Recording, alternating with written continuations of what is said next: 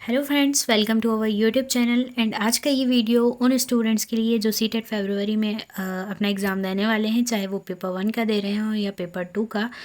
दोनों ही एस्पिरेंट के लिए ये बहुत ही हेल्पफुल होने वाला है वीडियो। सो वीडियो को एंड तक ज़रूर देखिएगा। इसमें हम 5 कुछ ऐसी टिप्स के बारे में डिस्कस करेंगे जिससे आपको एग्ज़ाम टाइम में बहुत हेल्प मिलेगी एंड अभी भी आपको बहुत हेल्प मिलेगी और आप अपने स्कोर को बेहतर कर सकते हैं बिकॉज़ बहुत कम टाइम बचा हुआ है। सो इस टाइम में आपको किन किन चीज़ों को एश्योर कर लेना चाहिए कि हाँ, हमारी इतनी चीज़ें कवर हो गई हैं और हम एग्ज़ाम में बेहतर स्कोर कर सकते हैं। सो अगर आप चैनल में न्यू हैं तो चैनल को सब्सक्राइब करके बेल आइकन को क्लिक ज़रूर कर लें एंड वीडियो पसंद आए तो लाइक ज़रूर कर दें। सो आइए स्टार्ट करते हैं। सो आपने अभी तक जितना भी पढ़ा है थ्योरी कंटेंट, चाहे वो अपने नोट से, लेक्चर से या फिर पीडीएफ से, तो जितना भी आपने वहाँ से गैदर किया है उसे आपको क्वेश्चंस में कैसे अप्लाई करना है या फिर उससे क्वेश्चन कैसे बनेंगे, ये जानने के लिए आपको पीवाईक्यू करना बहुत ज़रूरी है। एंड अभी तक आपने पीवाईक्यू सॉल्व कर ही लिए होंगे। एंड अगर अभी भी आपने पीवाईक्यू सॉल्व नहीं किए हैं तो ज़रूर कर लें। प्रीवियस ईयर क्वेश्चंस से आपको ये पता चलता है कि किस तरह से क्वेश्चन बनते हैं, क्या पैटर्न रहता है सीटेट का। अगर आपने पिछले ईयर के क्रमबद्ध रूप से करे होंगे तो आप उनमें पैटर्न देख पा रहे होंगे कि हाँ, 2021 में जो सीटेट का एग्ज़ाम हुआ था उसकी प्रकृति, मतलब उसका नेचर क्या था एग्ज़ाम का क्वेश्चन पूछने का, एंड जो 2024 में एग्ज़ाम हुआ था उसमें किस तरह से परिवर्तन आया है। तो अगर आपने पिछले ईयर के इस मतलब 2018, 19, 20, 21, 22, 23, 24 के प्रीवियस ईयर के क्वेश्चन पेपर को सॉल्व किया होगा तो आप इस पैटर्न को पहचान पाएंगे। इनफैक्ट अब अभी कम टाइम बचा है, आपको सारे सब्जेक्ट्स के करने हैं, तो कम से कम आप 2023, 2024, 2022 इस तरह के पीवाईक्यूज़ को ज़रूर सॉल्व कर लें, जिससे आपको पता चलेगा कि अभी कौन सा ट्रेंड चल रहा है एंड अभी जो 2026 में होगा एग्ज़ाम उसमें किस तरह के क्वेश्चन बन सकते हैं। तो आप उस तरह से अपने थ्योरी कंटेंट को स्ट्रॉन्ग करेंगे। ओके, सो पीवाईक्यू करना बहुत ज़रूरी है। अगर आपने अभी भी नहीं किया है तो ज़रूर कर लें, अभी करें। ओके, एंड अभी उतना टाइम नहीं बचा है कि आप सारी चीज़ों को डिटेल में करते रहें या पिछले बहुत सारे पीवाईक्यूज़ को सॉल्व कर लें। आपको करीब करीब 2023-24 के पीवाईक्यूज़ को सॉल्व करना है एंड आपने जितना भी पढ़ा है उसको रिवाइज़ शॉर्ट में करना है। और ऐसे टॉपिक्स जो कि आपके मेमोरी में बिल्कुल स्थायी हैं, उनसे आपको चीज़ें बन ही जाएंगी, तो उन्हें अब ना देखें, बल्कि उन चीज़ों को देखें जिसमें आप थोड़े कंफ्यूज होते हैं। जैसे कुछ थ्योरीज़ में अगर आपको दिक्कत जा रही है तो उन थ्योरीज़ को रिवाइज़ करें एंड जिन चीज़ों में आपको लगता है कि आपको नहीं आ रही हैं तो आप उन्हें थोड़ा देखें, उन पर ध्यान दें। और ये आपको तब पता चलेगा जब आप मॉक टेस्ट देंगे या पीवाईक्यू सॉल्व करेंगे तब। तो जितना भी आपने अभी तक की पढ़ा है सीडीपी में, ईवीएस में, मैथ्स में या फिर हिंदी इंग्लिश में, पेडागॉजी में, तो जैसे कि हिंदी और इंग्लिश की पेडागॉजी सेम होती है तो उन्हें आप एक साथ करके रिवाइज़ करें। इस तरह से आप अपने नॉलेज को थोड़ा सा शॉर्ट करके उसे रिवाइज़ करें एंड कहाँ आपको ज़रूरत है रिवाइज़ करने की, केवल वहाँ पर ध्यान दें बिकॉज़ टाइम कम बचा है। और ज़्यादा यूट्यूब के लेक्चर्स में ना फंसे रहें। जिस टॉपिक पे आपको लगता है कि हाँ, मुझे देखना चाहिए, इसे समझना चाहिए, केवल उन्हीं टॉपिक्स के वीडियोस देखें एंड जो आपके नोट्स हैं जिनसे आपने पहले से पढ़े हैं उन्हें ही रिवाइज़ करें। ओके, नेक्स्ट एक जो कि बहुत इम्पॉर्टेंट चीज़ है वो है मॉक टेस्ट। आप जब तक मॉक टेस्ट नहीं लगाएंगे तब तक आपको नहीं पता चलेगा कि आप कहाँ गलतियाँ कर रहे हैं और कहाँ सुधार किया जा सकता है। सो मॉक टेस्ट आप लगाएं, लेकिन ऐसे ना लगाएं कि सिर्फ लगा दिए, मार्क्स देख लिए और अपना लेवल देख लिए, ऐसा नहीं है। जबकि अगर आपके अच्छे मार्क्स भी आ रहे हैं तो भी आप देखें कि ऐसी कौन सी चीज़ें हैं जहाँ आपसे गलतियाँ हो रही हैं एंड फिर उस पर आप काम करें, क्योंकि अभी भी इतना टाइम तो है कि आप मॉक टेस्ट लगाकर अपने लेवल को पहचान सकते हैं एंड अपनी गलतियों को देखकर उसमें सुधार कर सकते हैं। तो एक डायग्नोस्टिक टूल की तरह मॉक टेस्ट को लें, अपने मॉक टेस्ट लगाएं, उस पर देखें आपसे कहाँ गलतियाँ हो रही हैं और उन पर काम करें, तभी आपका इम्प्रूवमेंट होगा।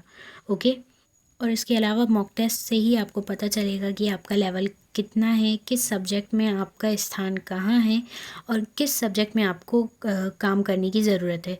जैसे कि आपके सीडीपी में अच्छे आ रहे हैं, 27-28 मार्क्स आ रहे हैं, तो अब उस पर ज़्यादा ध्यान ना दें, बल्कि उस पर थोड़ा फोकस करें जहाँ पर आपके बहुत कम नंबर आ रहे हैं, या फिर ऐसी जगह जहाँ आप सुधार कर सकते हैं। ओके, क्योंकि मोस्टली कई बार ऐसा होता है कि हमें जो सब्जेक्ट अच्छा लगता है हम केवल उसी उसी को रिवाइज़ करते हैं, उसी के मॉक टेस्ट लगाते हैं, लेकिन आपके जो कमज़ोर सब्जेक्ट्स हैं उन पर भी आपको पकड़ बनानी है। उनको भी आप रिवाइज़ करें क्विक से एंड एनालाइज़ करें कि कहाँ आप गलती करें और उस पर काम करें। ओके, एंड नेक्स्ट जो एग्ज़ाम टाइम के लिए बहुत इंपॉर्टेंट है वो है टाइम मैनेजमेंट। आप जब एग्ज़ाम हॉल में बैठेंगे तो आप जानते ही हैं कि 150 आपके क्वेश्चंस होते हैं एंड 150 मिनट्स ही आपको दिए जाते हैं, उसी में आपको सारे क्वेश्चन सॉल्व करने हैं एंड OMR सीट भी फिल करनी है। तो OMR सीट फिल करने में काफ़ी टाइम जाता है। अगर आप उसमें प्रैक्टिस नहीं है तो आप उसकी थोड़ी प्रैक्टिस करें अभी से, ताकि आप एग्ज़ाम टाइम में उसे अच्छे से फिल कर पाएँ एंड जल्दी कर पाएँ। एंड अभी से आप इतने क्वेश्चन ज़रूर लगाएं कि आपकी पढ़ने की स्पीड थोड़ी तेज़ हो जाए, क्योंकि आप जानते ही हैं सीटेट में जो क्वेश्चन आते हैं काफ़ी लेंदी होते हैं, तो उससे इत्मीनान से पढ़ें, ध्यान से पढ़ें, थोड़ा जल्दी पढ़ने की कोशिश करें बट ध्यान से पढ़ें। ओके, जो कि आपकी प्रैक्टिस से ही आएगा। अगर आप प्रैक्टिस पहले से किए होंगे तो आपको एक्चुअल एग्ज़ाम टाइम में क्वेश्चन को जल्दी से समझने की हैबिट बन जाएगी। क्योंकि मोस्टली कई बार ऐसा होता है कि क्वेश्चन की लेंथ काफ़ी बड़ी होती है, हम जल्दी जल्दी के मारे उसे पढ़ लेते हैं और बीच में कई चीज़ें हमें ध्यान नहीं रह जाती हैं, तो हम फिर से उसे पढ़ते हैं। इससे हमारा टाइम बहुत वेस्ट होता जाता है। तो आपको एक बार में पढ़ना है, सही तरीके से पढ़ना है, क्या क्वेश्चन कह रहा है उसे समझने की कोशिश करना है, उसके की पॉइंट को नोटिस करना है कि कहाँ क्या चीज़ दी गई है और वो किस पर फोकस करना चाह रहा है, वो मतलब आपसे क्या आंसर करना चाह रहा है। क्योंकि ऑप्शन भी कई बार ऐसे होते हैं जिसमें आपको बेटर ऑप्शन चूज़ करना होता है। सारे सही होते हैं लेकिन उसमें सबसे बेहतर कौन सा है वो चूज़ करना पड़ता है। तो उनमें थोड़ा आपको प्रश्न को समझने की ज़रूरत है।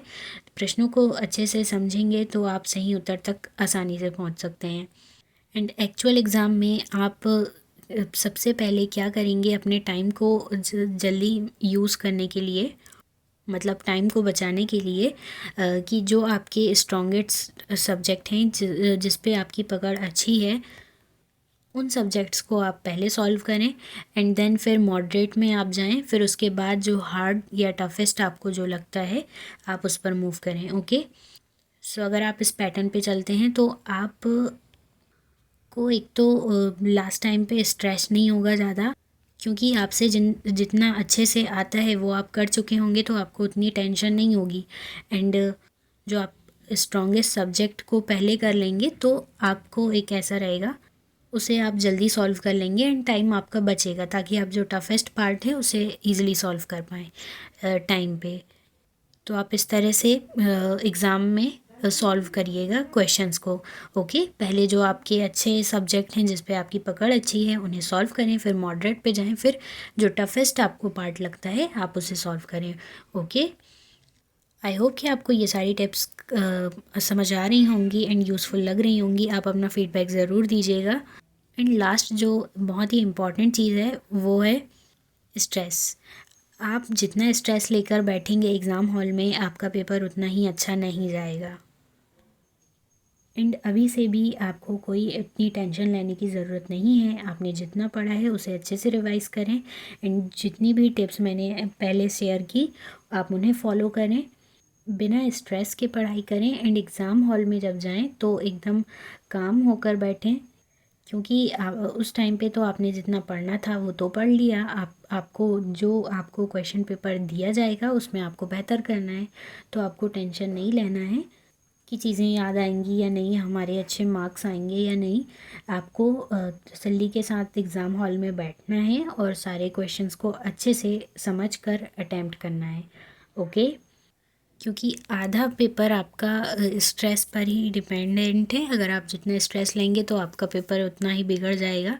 तो फ्रीली आप बैठें टेंशन फ्री होके एंड अच्छे से अपना क्वेश्चन पेपर अटैम्प्ट करें। ओके, एंड आई होप कि आपको ये सारी टिप्स काफ़ी यूज़फुल लगी होंगी, आपके कुछ काम आएंगी। सो अगर आपको ये वीडियो अच्छी लगी हो तो वीडियो को लाइक ज़रूर कर दें एंड आप कमेंट सेक्शन में अपना फीडबैक ज़रूर दें। और चैनल में न्यू हैं तो चैनल को सब्सक्राइब कर दें, बेल आइकन को क्लिक करें एंड कमेंट सेक्शन में फ़ीडबैक ज़रूर दें एंड अपने फ्रेंड्स के साथ ज़रूर शेयर करें। सो मिलते हैं नेक्स्ट वीडियो में। Thanks for watching.